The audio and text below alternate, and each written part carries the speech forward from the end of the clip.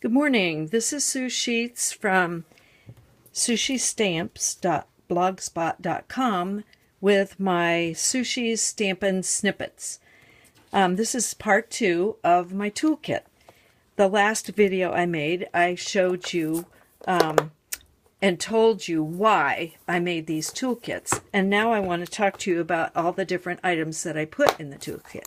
So today I'm just going to take all the items out except for the dimensionals.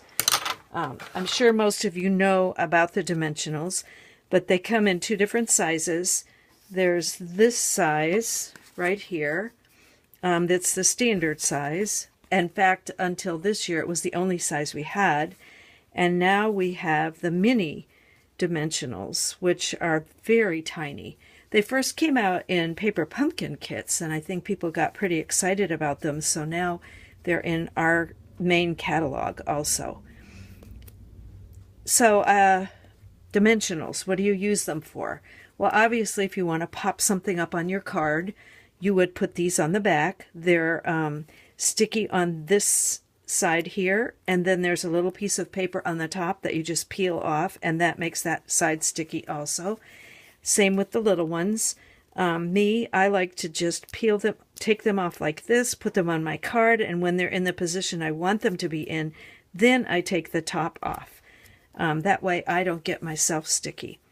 So they can be just used singly, or they can be piled 2 or 3 on top of each other, and that will give you even more depth to the part of your card that you wanted to have some dimension. Now, the other thing I wanted to talk to you about was this.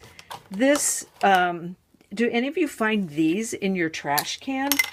I know I do, and because the stampers that come to my classes think when they've pulled all the little dimensionals off, they're done. Well, you can just take your scissors and go around the edge of this and make little slits, and now you have all different sized dimensionals that you can use on your cards.